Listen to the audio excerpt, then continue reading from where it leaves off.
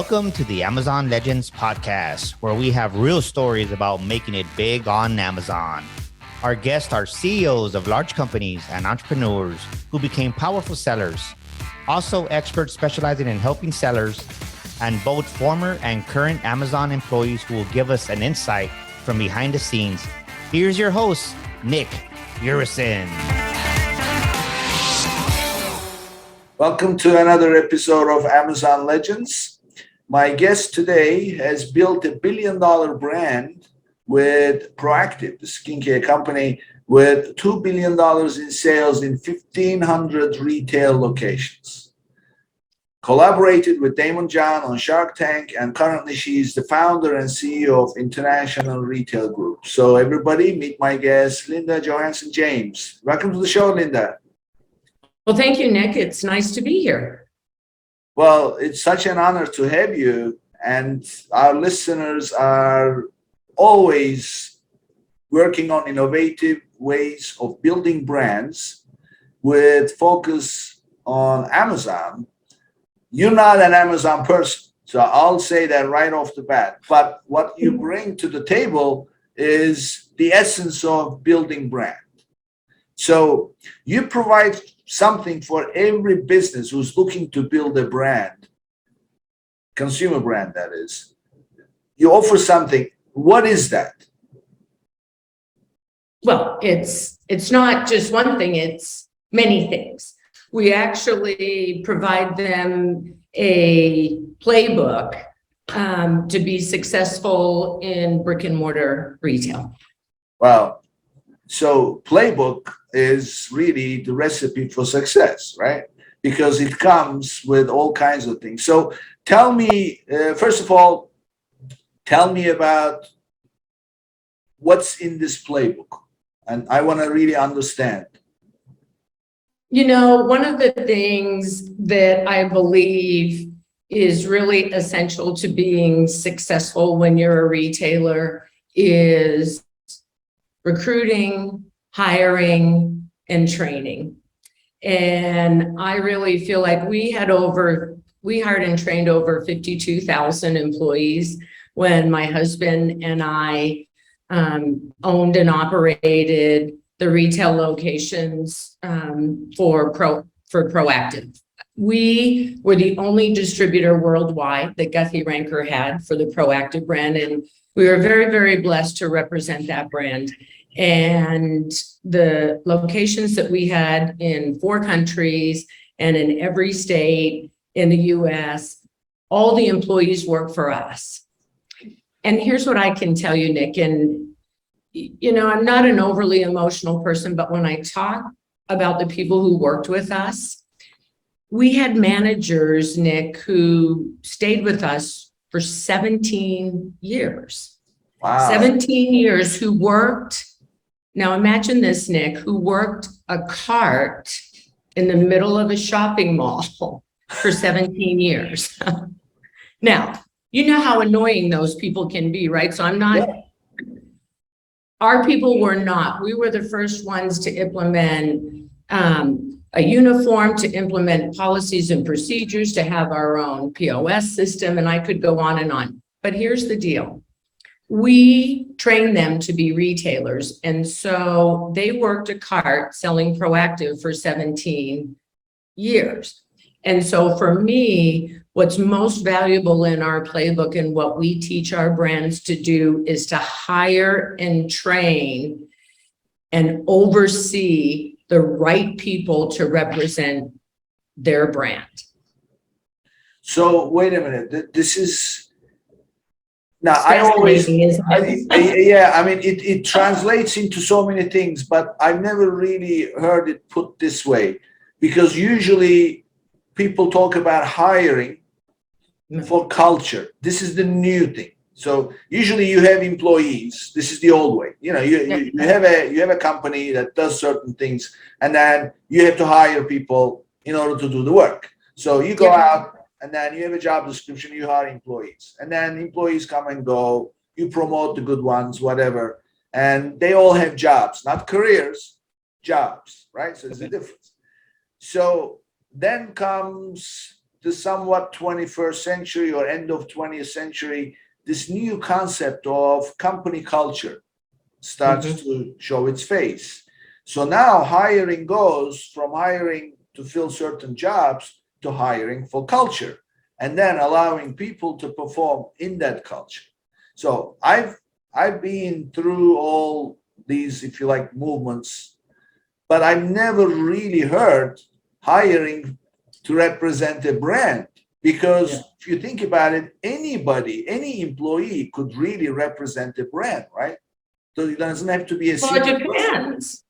Well, it kind of depends. Think about it, Nick. Would you hire someone to represent your brand if it was an acne brand who hadn't used the product to cure their acne? Or would you hire someone to represent your athletic brand who never exercised or didn't believe in it?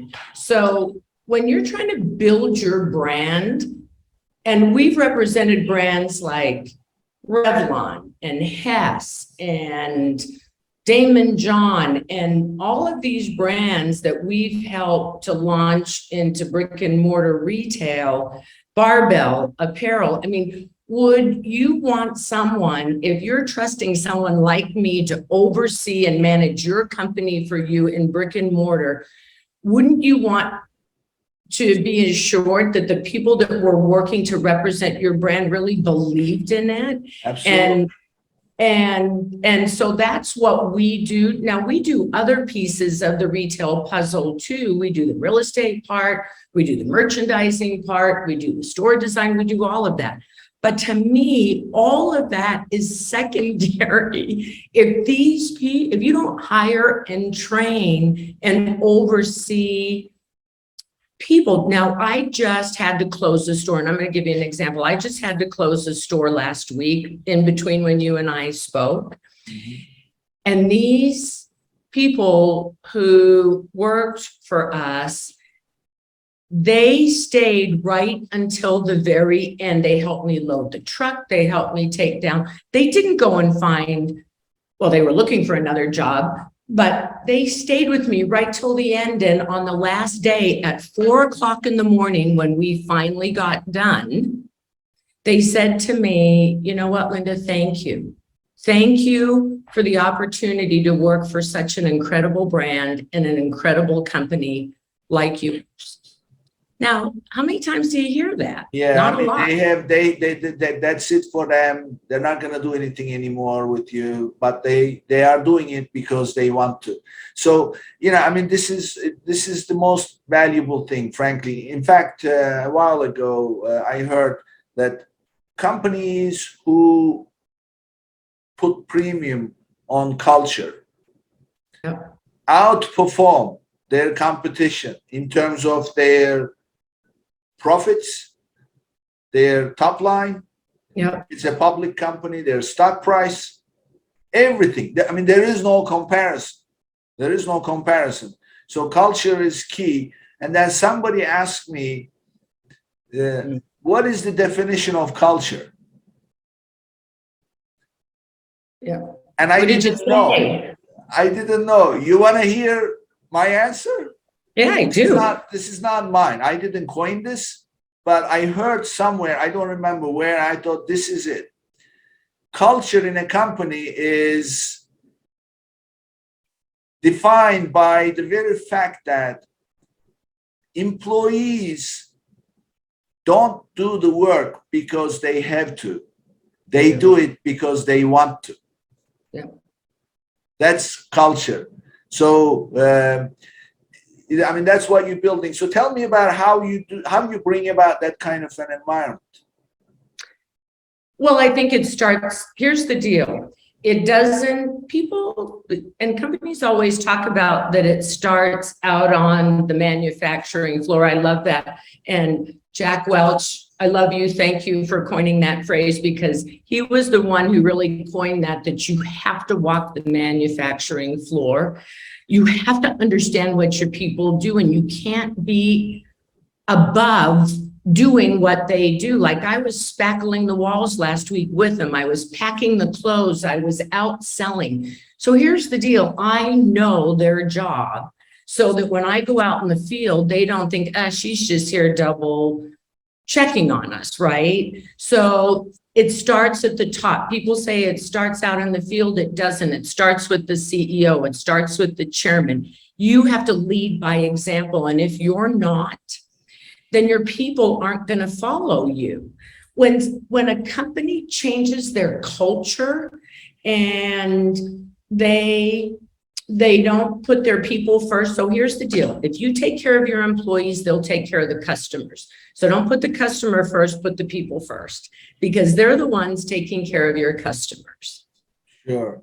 So, you're going to love this quote that I read somewhere.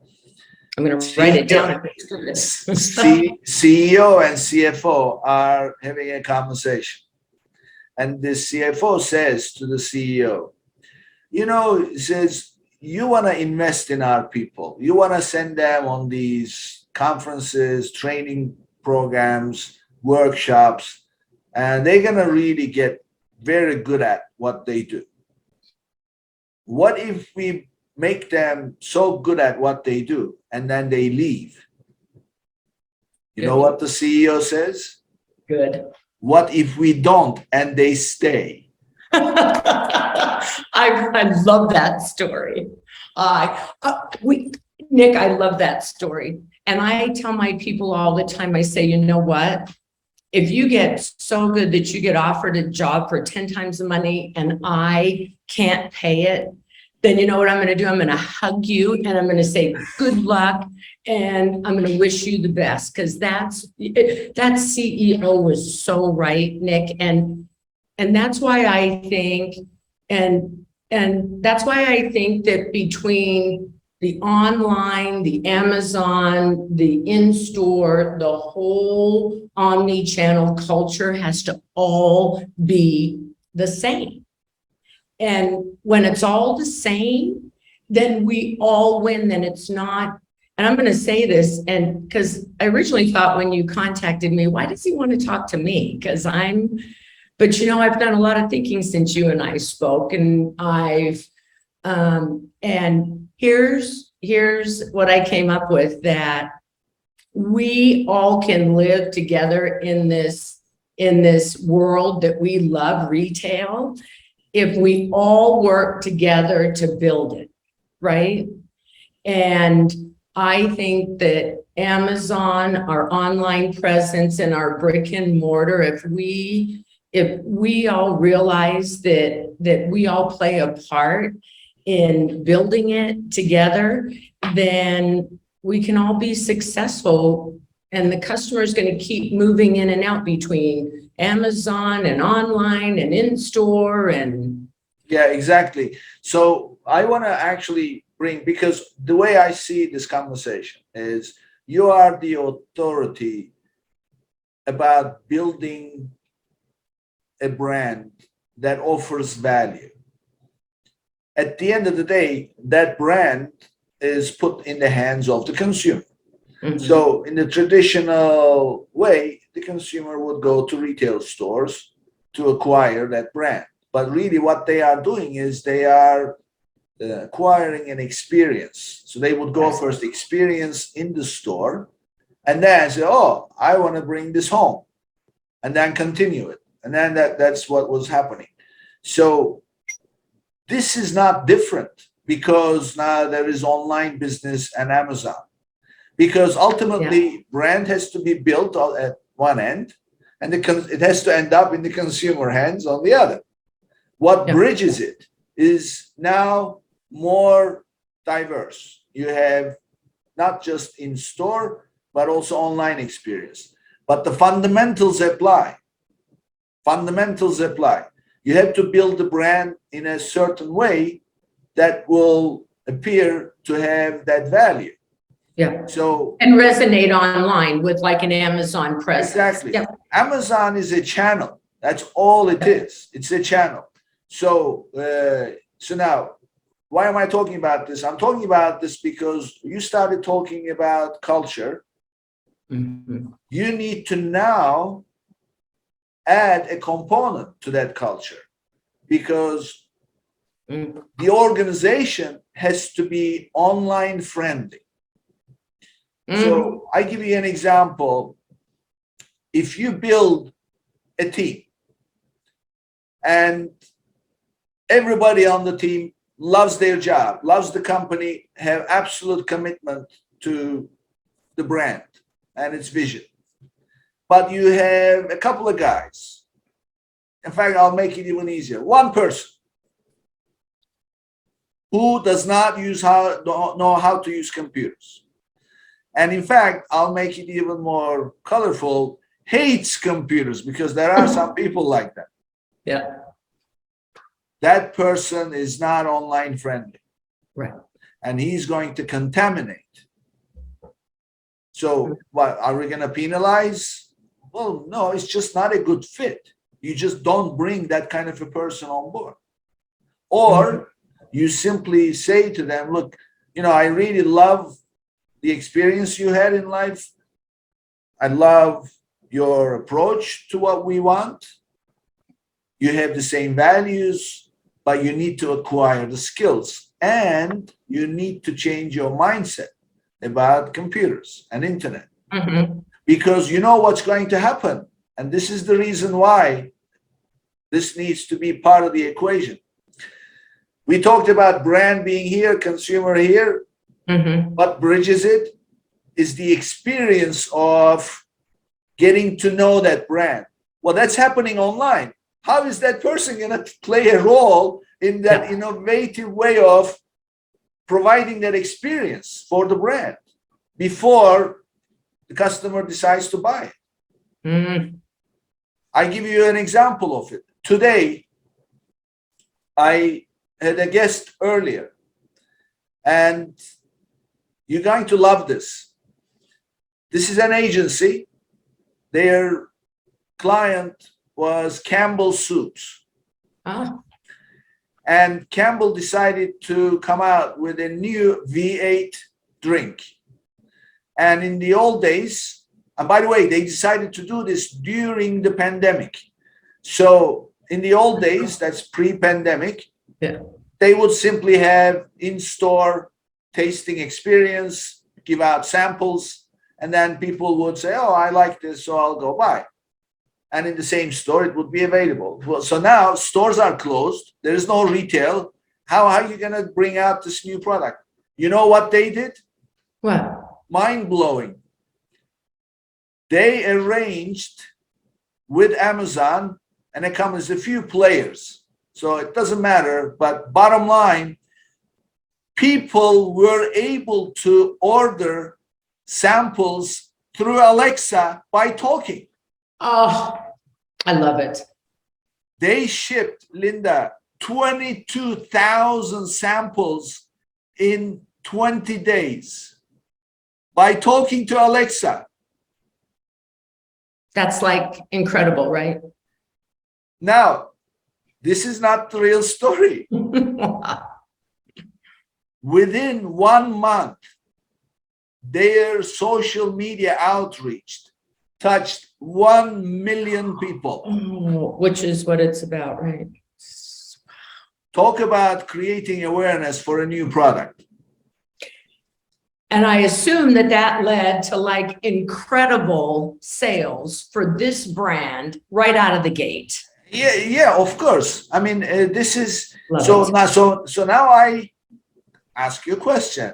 How does somebody who does not like using computers or hates using computers or doesn't really think that way is going to be part of something like this?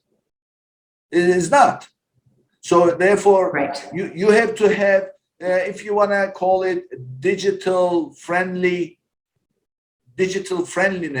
culture in the company. Well, it has to be training. So you have to train your people on how to do this. So part of what we started doing in the past 7 months is allowing our people to post on social media, obviously, because the brands aren't our brands. We're representing clients. We have to get their approval, but you need to allow your people to post, to do TikToks, Instagrams, to build the brand so that people can come in. My question for you was, and you kind of answered it a bit, but for someone like me who represents brands and manages brands in the brick and mortar space and opens retail locations, how would I get something like what you just explained, like this Alexa to, saying, oh my gosh, I can order samples on here. How would we integrate launch? Like, I'm going to give you an example. So I was talking to a friend of mine yesterday who has been bringing brands from Europe into the US and launching them into mass markets, into like CVS and Targets and Walgreens and places like that. But he called me because he has a brand that he wants to launch into brick and mortar retail. And we've done that multiple times. And I asked him, because of you, by the way, I said, well, do they have an Amazon presence yet? And he said, no. Why would you ask that? And I said, well, because it seems to me when we do their pop-up stores that we should launch them on Amazon at the same time. So my question to you is, how would we do that, Nick, and integrate that into my business model? And I think that'll help a lot of our listeners too, as to how we launch them both at the same time. Absolutely. So now, so this is the new way. So there's a few fundamental facts. When somebody is launching a new brand and you want to do either you want to sell it to retail stores, you want shelf space, or you want to sell it yourself in stores, pop-up stores, whatever the case may be. Whoever is going to buy that item, either at wholesale level or as a consumer, they're going to go online. In fact, they're going to pull up their phone. They're going to go online in front of you. Yes, they are. Right. And they're going to say, it's less expensive. Hold on. Before less expensive. So they're going to go, they don't even need to go to Google anymore. As you know, you can just type in your browser with the product. So the products will come up as a search result. Of course, Google is the one who's producing those search results. Do you know where Google is getting those search results from for products? Amazon. Because Amazon and Google made a deal where Amazon says, I'm going to serve up the search results whenever somebody searches products on Google. So now, what kind of a brand do you think you are when somebody searches, whether as a buyer for wholesale or a consumer, that you don't even show up in Google searches? Well, how do you show up in Google searches? If your brand is represented on Amazon. Wow. And if you're not going to show up. Fact number one. Okay. So that's. I'm writing this down as you're talking. Yeah. So every brand has to be represented on Amazon, not necessarily to make sales. They will make sales anyway. If they do it the right way, they will absolutely make sales. But even if they are not interested in generating so much, they should still be represented. Now, Amazon has something called brand registry. This is for registered trademark brands to have certain privileges so that they can show the world that this brand is on Amazon. So this doesn't cost any money. Amazon does not charge to be on brand register or anything like that, but you need to have a seller account, and then you need to register on Amazon brand registry, go through the red tape, because they, imagine you have a brand, you don't want somebody else registering it. So they do their due diligence, but it's done once. There is a specific way to do it. So every brand has to be on Amazon. Number one. Number two. Okay. Now, if you are launching a brand, nobody knows it yet. So what do? You have to go do advertising, do the pop-up stores, blah, blah. But really, the reality is, if it's a new brand, new product, nobody really knows yet. So you need to learn if people like the product. You need to learn if they like the price you want to charge. And as you know, being the cheapest is never a good idea.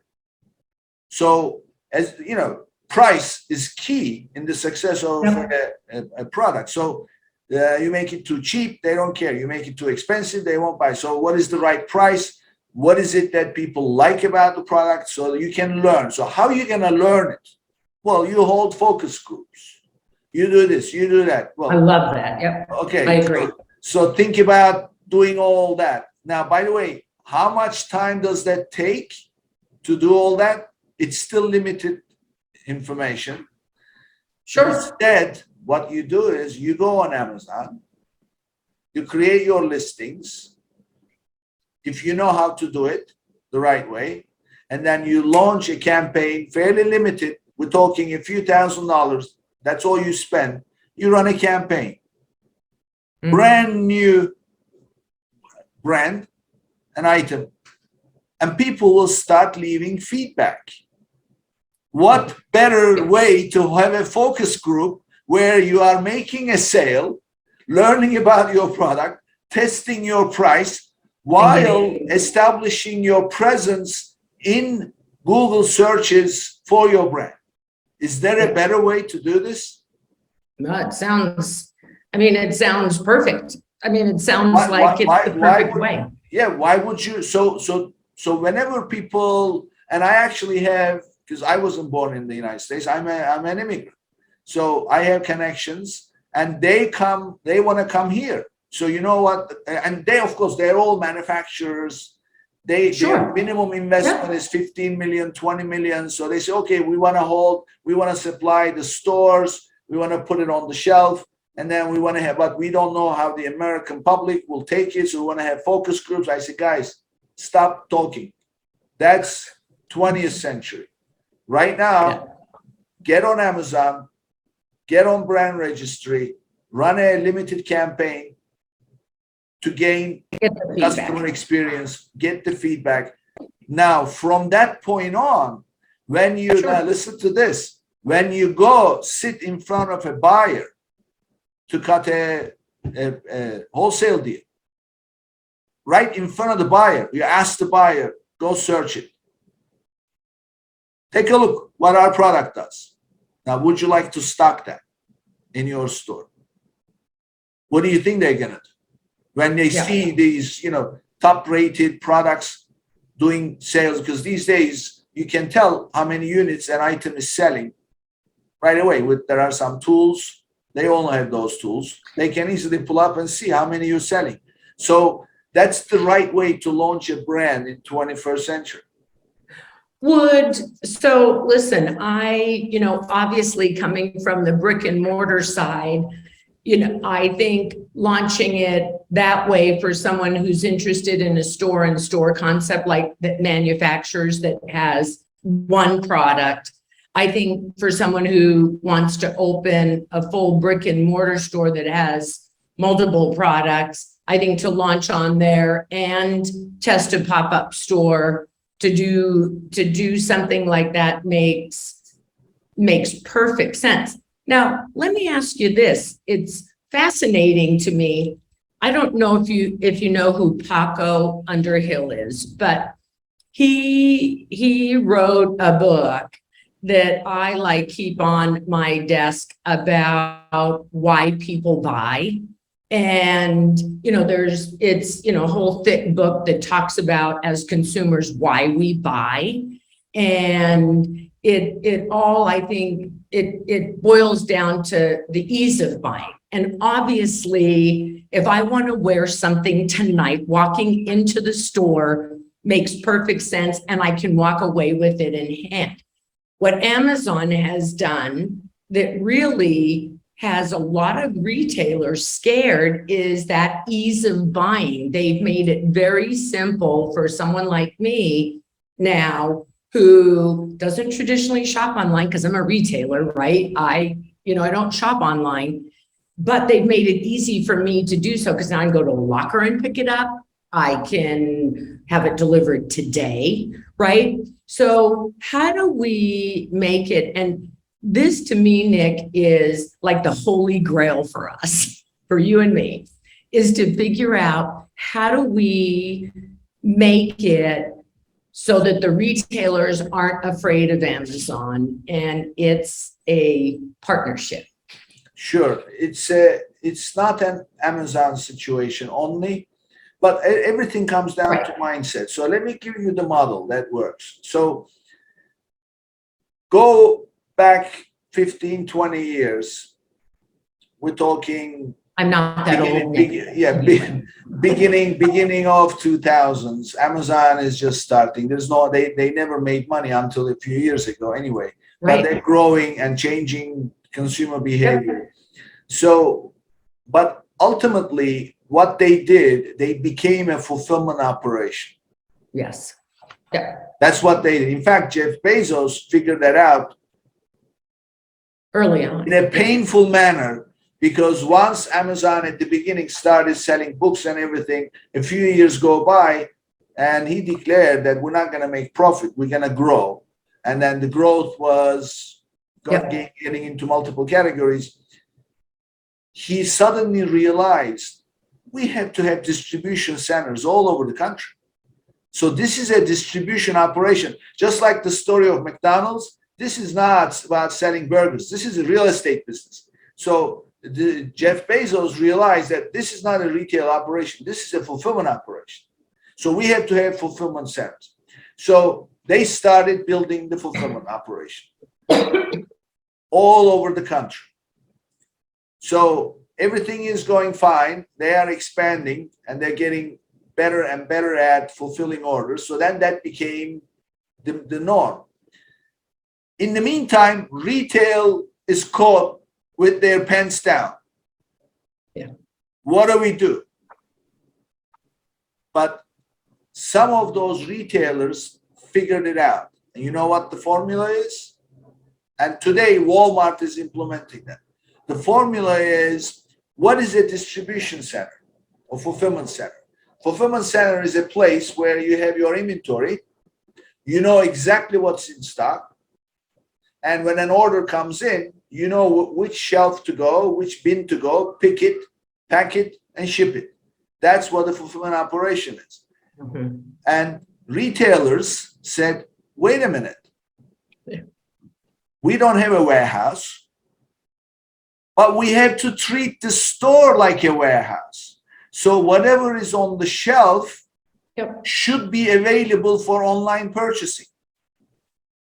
So those retailers that migrated their systems to be able to track, because retailers, as you know, they never know what's on the shelf. They never know. Their inventory management is terrible because by its very nature, you have consumers walking in, picking it up here and then dropping it there. So it's very hard. But at the end of the day, it's being prepared for it. So that is the formula. So what do? You basically have this multi-channel shopping experience where you can purchase it online on the company's website. You can then pick it up in the store.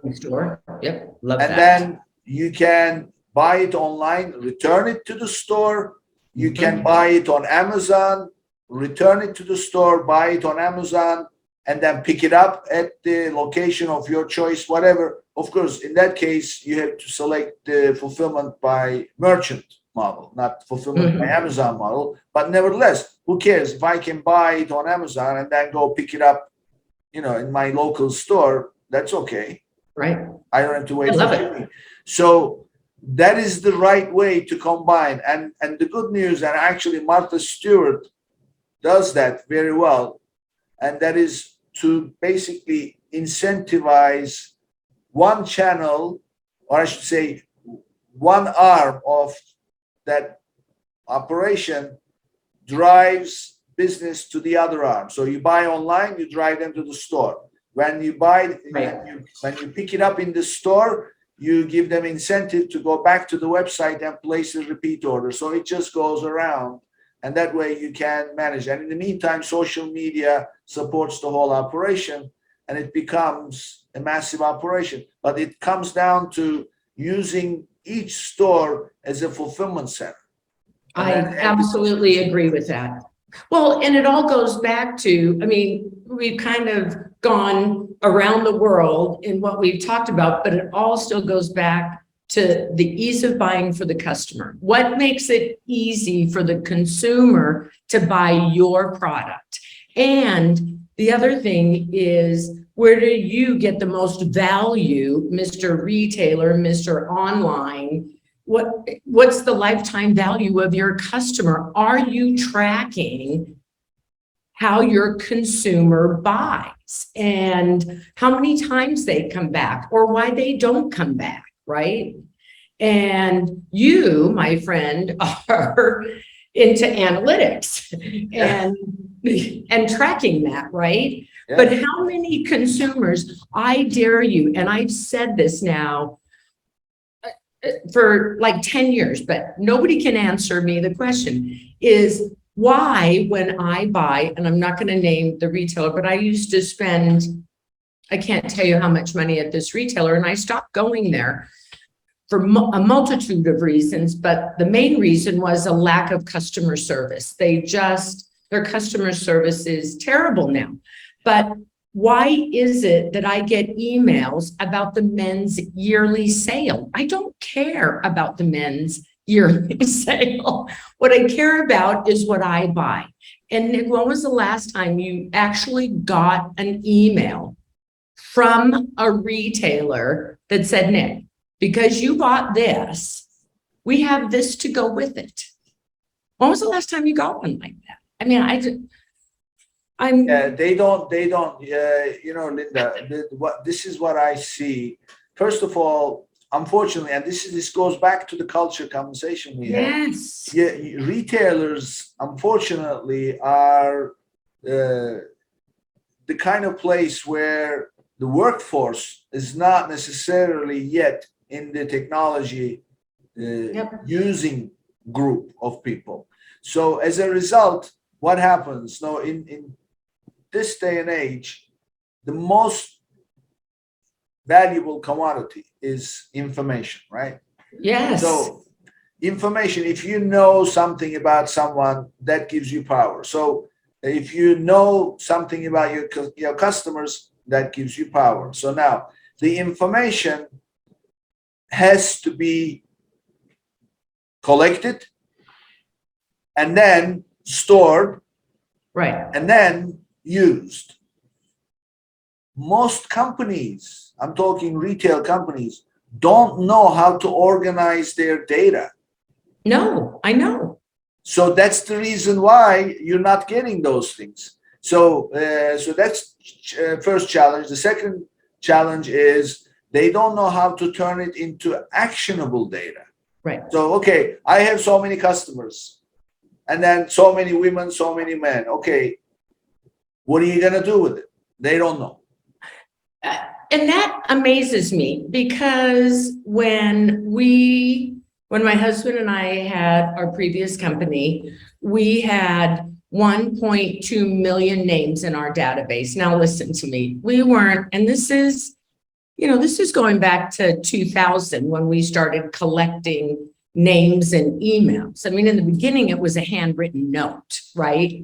And a DOS-based system. But then when we integrated and developed our own POS system before things like Square were around and, the easy systems that you use now, we had a VIP database. And if you bought from me, you got a custom email from me in 24 hours that said, thanks for buying for us, Nick.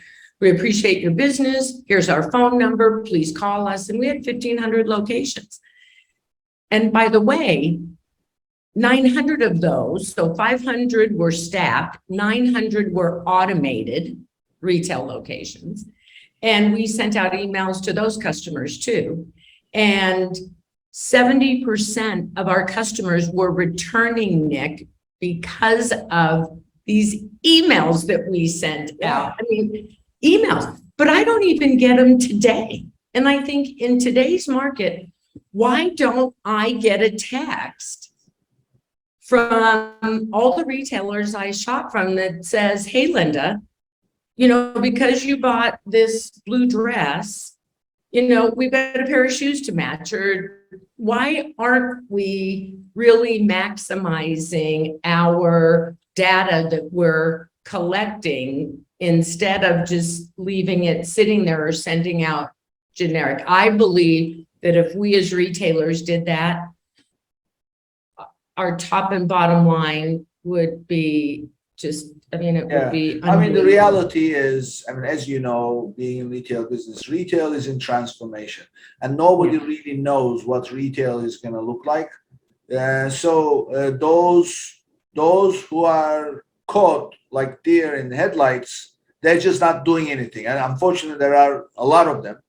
And then there are some retailers that are actually trying to do things. Embracing. So there are some of those, and they're doing different things. Whatever they are doing, at least it's something. Is it the way to do it? Well, we don't know, but at least they're doing something, and they're testing, figuring out. But most of them are not yet there. And what is not productive is retailers fighting the idea of online, fighting the idea of you're so right. Amazon. Yeah. Just, look, if you can't,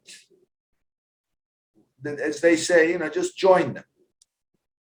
And if you don't make it easy for your customers to buy your product, you will not stay in business. And you need to look, this is what is the philosophy of Amazon? Best customer experience. Yes. That's what it is. There is a company called Zappos, or there was it still is, and acquired by Amazon for $2 billion, all because of their customer service. Tony Hsieh was incredible. Yeah, I don't know if you saw, but I believe the ABC did a program on them. Yeah. So I actually met Tony Hsieh, who now died, the founder. He created the company all based on our difference is going to be that our customer service will be exceptional. Yep. And for years, his investors were giving him a hard time. Change this, this can't be. No, because our returning customers will come free if we do this. Yeah. So he kept fighting, and it was very hard. The guy was drained because he had to fight. And one day, in fact, this ABC program, just to demonstrate how much value they put on customer service, this woman, pretending the customer, called Zappos customer service and says, I was watching this show last night, and there were one of the actresses in the show was wearing a pair of shoes. I want that shoe. Okay, well, what kind of shoe? Do you know the brand? Nothing. No, I don't know anything. The woman is pretending just to see. 7 hours on the phone. 7 hours. She went into IMDb, tried to pull up the show, didn't find anything, got here and there, trying to figure out, finally nail down the episode, bring it down to all to satisfy the customer. So, and in the end, that's what got $2 billion for the company. So, what does that customer experience look like? Everybody's trying to figure out. And the other thing is, while retail is suffering, online retailers are actually opening up retail outlets. Yep. So, yeah, correct. Yes, you're absolutely right. So my message to retailers is you need to innovate. There is no solution yet that you have to measure up to. You just have to do something and then bring a few people on board and absolutely align yourself with the online experts. You need a few of those and then try the ideas they come up with, but embrace the online world instead of fighting it, because you're not going to win that fight, because the numbers and the trend, it's a tidal wave. And Well, sure. I mean, you've got to embrace change, and you've got to embrace what your customers want yeah, in order to exactly. stay relevant. Isn't that what we're all trying to do? So the brands that I talk to, I'm saying, listen, you want a brick and mortar presence because your customers want to come in to be able to try on your clothing or try on your jewelry or whatever the case, they want to touch and feel. But then there's some customers who don't want to touch and feel. They don't want to talk to you or mean it. Unbeknownst to me, I found out that people don't want to talk to me sometimes. They want to buy online, which is why we all have to live in this world and allow our customers to buy our products where they want to buy it. Yeah. And the other thing, I think it's critical. This is just my opinion, having been doing this long enough. Every retailer has to build their own branded product line. Yes. They cannot be just in the business of stocking major brands or whatever. You have to build your own brand and then create that following. After all, you can leverage your physical presence. Your retail outlets are your fulfillment centers. You can offer all kinds of things, but you can leverage part of it to build your own brand. Yes. Because that's where this is what Amazon is doing. And they want to say, okay, we have the brand owners selling directly to you, consumers. Mm-hmm. They have a vested interest in the success of the product.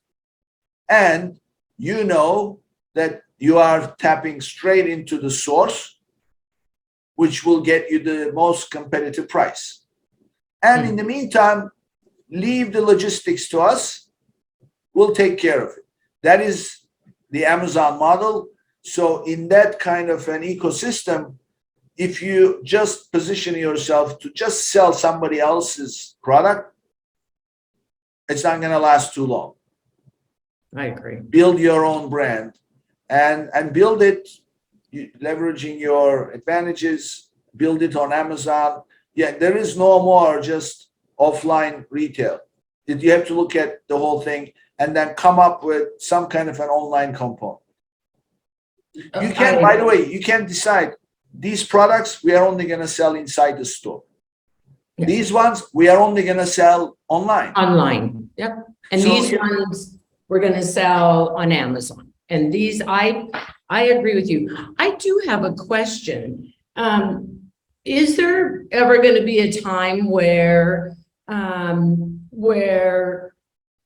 Amazon, like in brick and mortar stores, like we say, you can, here's our website or here's what we sell on Amazon, will, like with Kohl's, that business model seems brilliant to me, that I can buy something on Amazon and return it to Kohl's, because then on my way out the door, I'm shopping through Kohl's as I'm dropping off my Amazon return. So are they making partnerships like that with other retailers? Well, I don't know about other retailers, but they obviously have a huge network within that fulfillment aspect of it. Kohl's is one of them. Yeah. You also have UPS. So whenever, for example, when you're dropping off something, you drop off your package, they as soon as you create your return, they even tell you, you don't need a label, just take it. No, I love that. Yeah, I love that. Yeah. I was just curious. They are doing it with Whole Foods. You're familiar with Whole Foods? Yes. Oh, yeah. So yeah, I always go to Kohl's. So. It's just a matter of getting the deal put together. But the point is, it's a huge operation. So absolutely. It takes time to implement. So I don't know what they will do, but that model is already in place, and it works. Well, they make nicely. it easy. Yep. Yeah, they make it easy, which is why when the direct-to-consumer brands come to us to launch into retail, we always tell them you need to make sure that when people buy online, they can return to store, and vice versa, what you said earlier. I mean, this whole to me, this whole conversation is around consumers being able to purchase your product in multiple channels, right? Exactly. It's all about convenience. If And building their brand. Yeah, if you make it convenient enough, people will, even if it costs a little bit more. This, by the way, I don't know if you remember, but in the early days, there was a company called Napster. Oh, yes. Remember Napster for sharing music? And then they shut it down because it was infringing on the rights, intellectual property rights. And there was no more music sharing, nothing. And the record companies fought this tooth and nail because that's how they made their money. Sure. And how did that problem go away? It didn't go away because they, they won the legal lawsuit. Right. It went away because Steve Jobs came along. Yes. And he said this. He said, if you make it convenient enough and cheap enough, people will not bother with the pirate stuff. It's so true. And then next thing is people are paying $1.99 for a single track rather than buy the whole album. And now for $1.99, who cares about getting an illegal copy? It's just click here, download. Yep. That's it. So that's the trick. Make it convenient enough and cheap enough for people to do it, and then make sure you set up for large scale, because that's the if you to set up that kind of an infrastructure, you can't cut corners. It's going to be expensive, and the only way to make money is if you have masses. So that's how you have to. So. I get people all the time, we just want to do a little bit. No. To do business online, the only way you're going to make money is if you scale. Yes. Because your upfront cost to build that infrastructure and maintain it will be not really viable business model if you're going to sell only a small number. So it's true. So there are, certain fundamentals, but that's definitely the future. Yeah, I agree. The future is all of us living in the same world happily, Nick. Exactly. Yeah. You don't have to lose. You can expand. You can increase the size of the pie. You don't have to just take other people's share. Yep, so, what I want to know is I want to learn a little bit about you. I always want to learn about my guests. So first of all, tell us, where do you live and how do you I live in Las Vegas. Not a native, born and raised in Boston, and made my way out west more years ago than I care to say, because then I'll date myself, Nick. But I've been out west for a long time, and my husband and I now reside in Las Vegas, where it's 102 today. So wow. Yeah. So when you're not working, what do you do? I work. No. When I'm not working, I love to play golf. I have 8 grandchildren and 1 new grandbaby. So I love to go, I love to travel. I love to visit family, and I love to read. So how? And I love to work out. So I'm a gym rat. I'm in the gym 7 days a week. Oh my God. So when you've been in this retail business for a long time, right? Yes. So how did you get into it? Well, that's a long story, and I know we don't have a long time, but I guess I've always been an entrepreneur. I didn't really call myself that, but when I was little, I used to sell pickles on a little table out in front of my house for 5 cents, and I was actually quite successful. So I guess I started at a young age. And how? I mean, first of all, you are a little girl, 5 years old, and you're selling stuff. So where did that come from? Who told you to do that? Well, I had to earn money. to go up Why? to the candy store. So my parents were both really hard workers, my mom and my dad. And my grandfather worked for, I don't remember which pickle company it was, but he'd bring me those big jars of the big dill pickles. And my parents said, if you want extra money besides your allowance for doing chores, you have to earn it.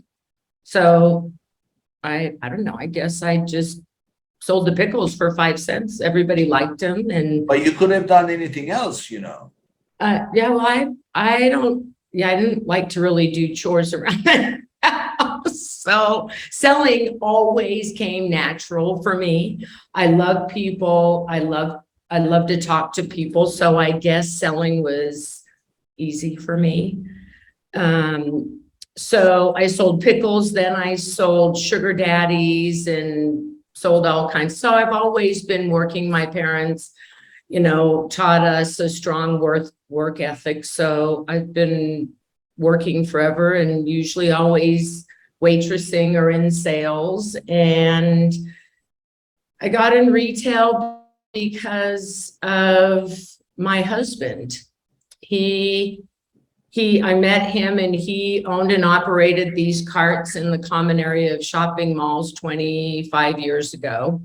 And I joined him and I love retail. I love to talk to people. I love people to feel good about themselves.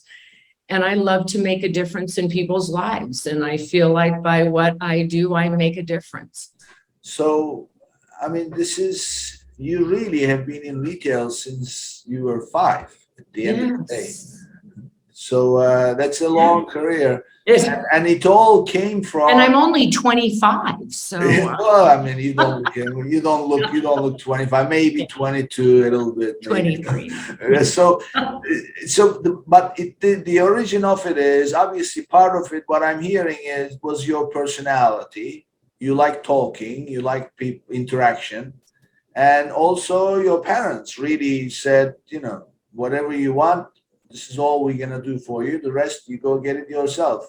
And you have to work hard. And also, you did not say, oh, okay, then, and you didn't compromise. You said, no, I want what I want, so I'm gonna go work. So that's quite a character at 5 years old to do those things.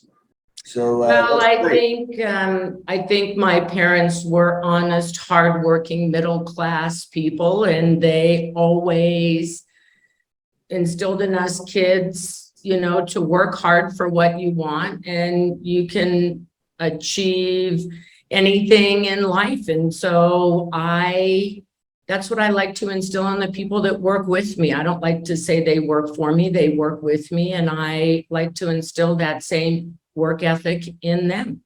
But this is the reason why you put culture right in the center of everything. Is really, it's your ethics, it's your approach in life. You're just simply trying to pass it on, and because it's made you successful, and now you're telling people, look, you want to be doing similar things, this is the formula. So it's great. I did not have your kind of experience in terms of starting early in sales or making money, because my parents basically said, no working, no earning, no nothing until you graduate from college. Because we don't want you tasting money. We want your education to be the most important, because you can give up your education if you suddenly find yourself earning money. So I never, but I still, did things without them knowing, or despite. I started early. I would do things. I started in college. So whenever I hear people, I used to do paper rounds. I used to do this. I used to sell lemonade. So I always kind of envy, because I never had that opportunity, but I kind of made up for it. But look at you now.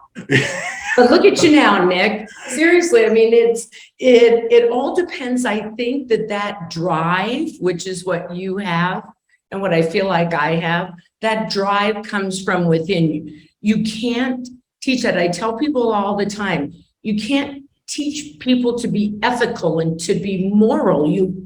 I think you either are or you're not. And that work ethic that we have is inside of us. I mean, it's, you can show people.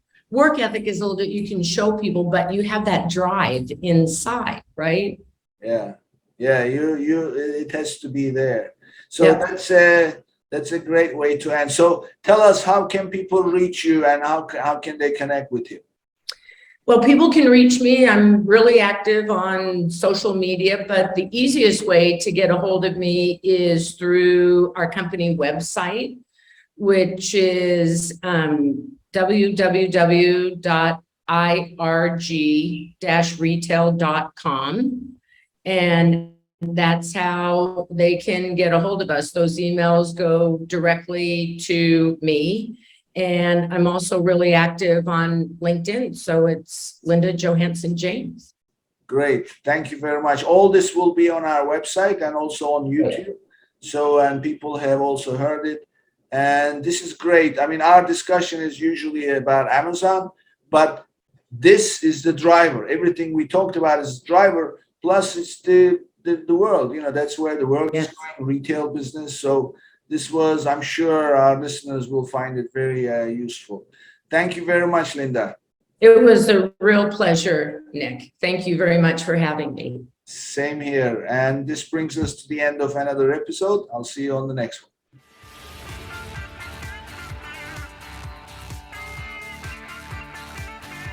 Thank you for tuning in to today's episode. Be sure and subscribe, rate, and review our show. And be sure and share an episode with a friend. And thank you so much for being with us today. We'll see you next week here on Amazon Legends.